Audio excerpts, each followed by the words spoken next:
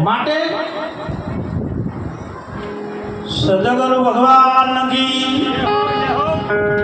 તે ગુરુ મારા કરુણીને મુझ પર કીધી મેર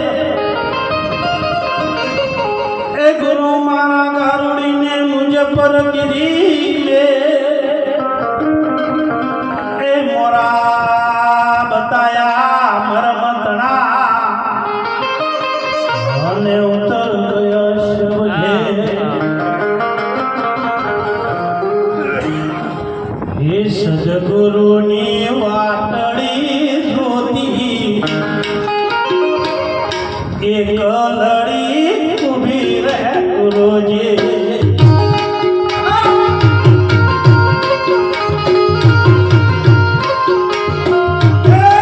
ગુરુની વાતડી જોતી એક લડી ઊભી રહે ગુરુજી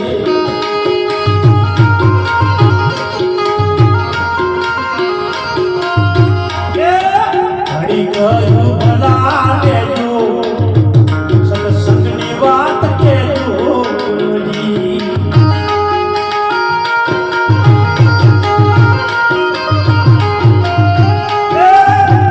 ગયું ભલા લેજો સત્સંગની વાત કેજો રે ગુરુજી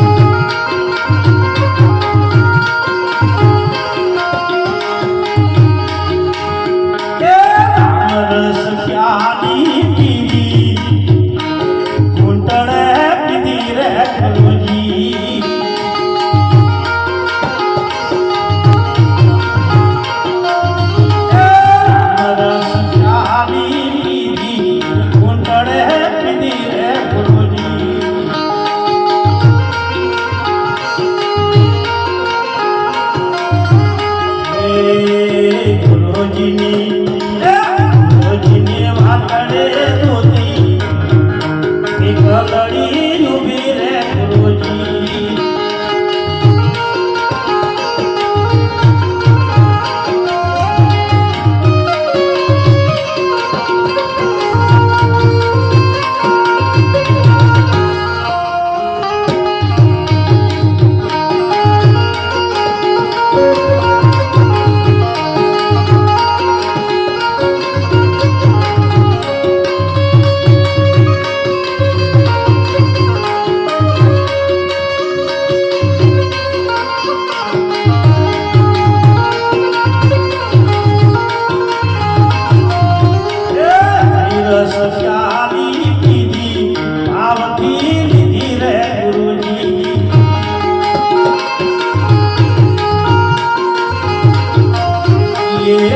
રસ પ્યારી પીધી આવતી પીધી રે ગુરુજી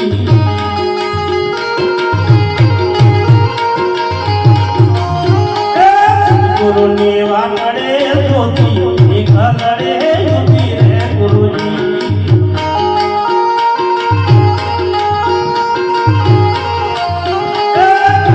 ગયું ભલા લેજો સત્સંગની વાત કેજો રે ગુરુજી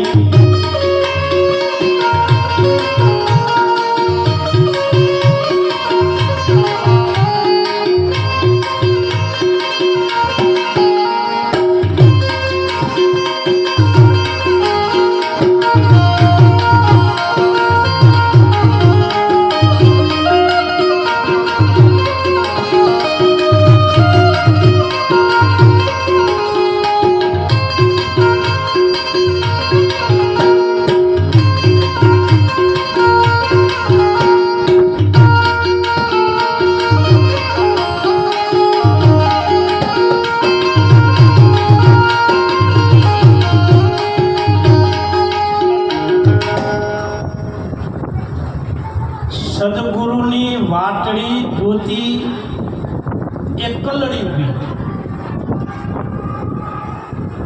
આમાં વડીલો બેઠા છે ગુરુ મહારાજનો મહિમા છે જગણના ભક્તો બેઠા છે દેહને ગુરુની કોઈ જરૂર નથી બા. એક કલડી ઊભી એના ઉપર વાત કરું કે આ દેહને ગુરુની કોઈ જરૂર નથી. દેહ છે નાશવંત છે, એ પડી જવાનો છે, એને ગુરુની જરૂર નથી. તાર આત્મા છે, અજર છે, અમર છે, અવિનાશી છે, એને ગુરુની કોઈ જરૂર નથી. તો આ જરૂર કોને પડી? ડખો ચો પડ્યો. દેહને જરૂર નહીં, આત્માને જરૂર નહીં.